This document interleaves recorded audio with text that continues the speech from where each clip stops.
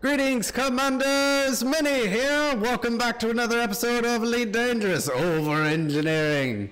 Today, we are here at Heratani's base. Why? I have some power plant upgrades to do, and she is the only engineer that I trust to fondle my power plant. That's dirty. I know, Herbert. Let's do this, though. We're doing 222 rolls! Roll the intro!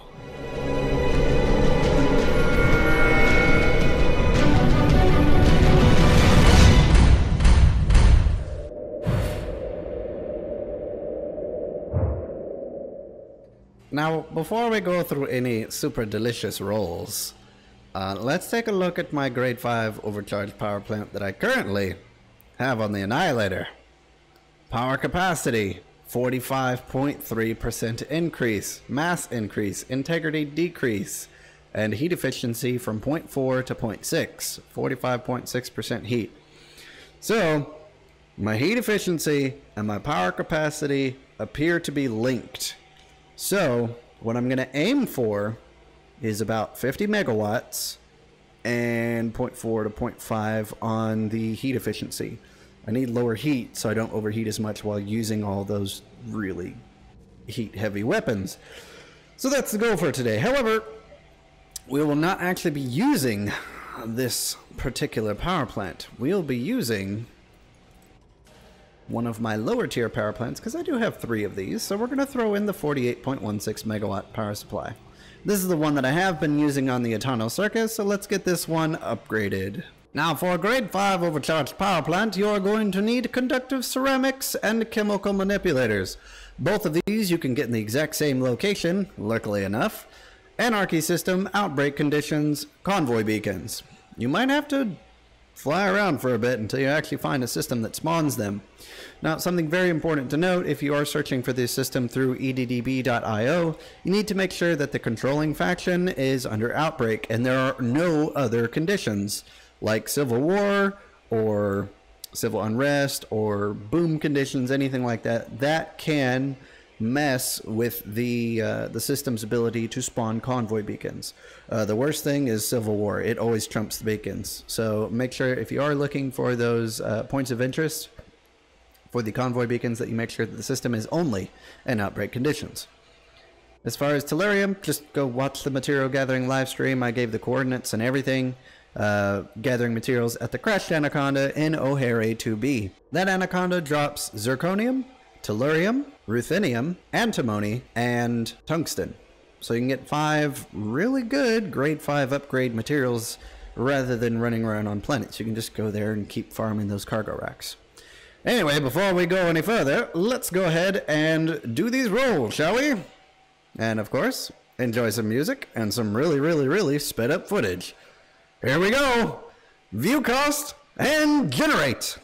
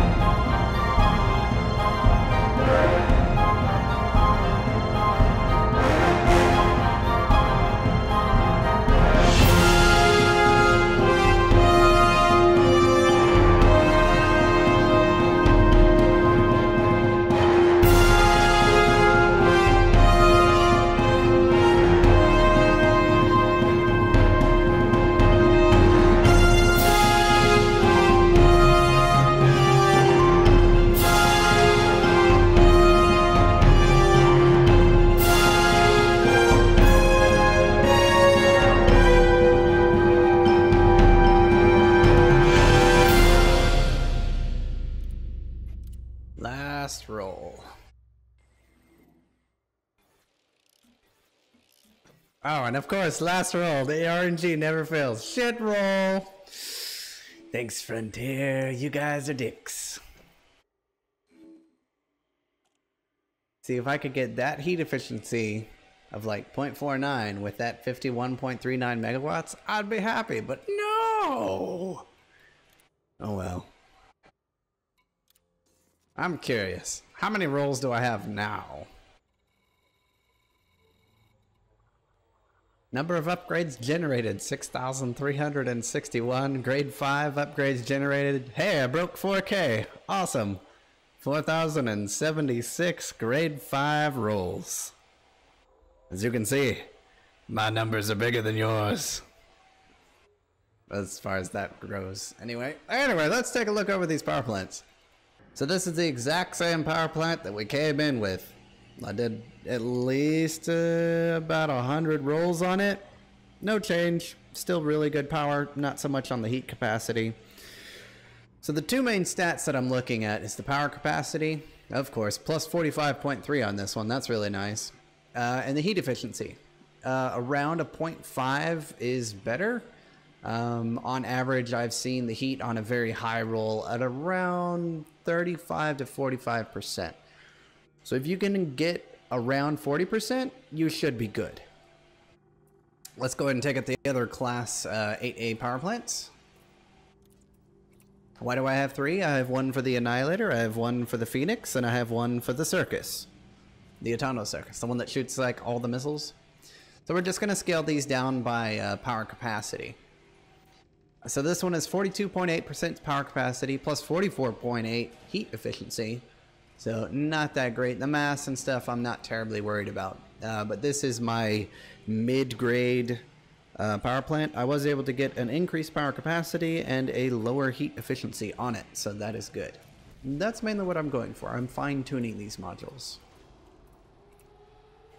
Now this power plant is at 35%, 37.3%, so technically this is an overroll. The power plant capacity is 49.42, slightly below the 50 megawatts I was aiming for. But having the heat efficiency go from 0.4 to 0.5 with a plus 35% bonus and enough power to run all the modules that I can ever fit on the Annihilator, I'm good. This is the new Imperial Annihilator power plant. Not because of the power capacity by itself, of course, but because of the power capacity plus the heat efficiency. And that's going to really help for long, drawn-out fights, heat sink, stuff like that. So that's the reason I'm redoing some of my power plants. Now, the other power plant that I have that stupid, ridiculous overroll on, that one is going to go on the Circus, and then the other mid-range one is going to go on the Phoenix. That way, everything gets all the power they need. And pretty much to bring out the Autonomous Circus with a full fitting on it, it needs the Annihilator's current power plant. So it's getting that power plant permanently now. So we can be happy and stop bitching at me about not having enough power.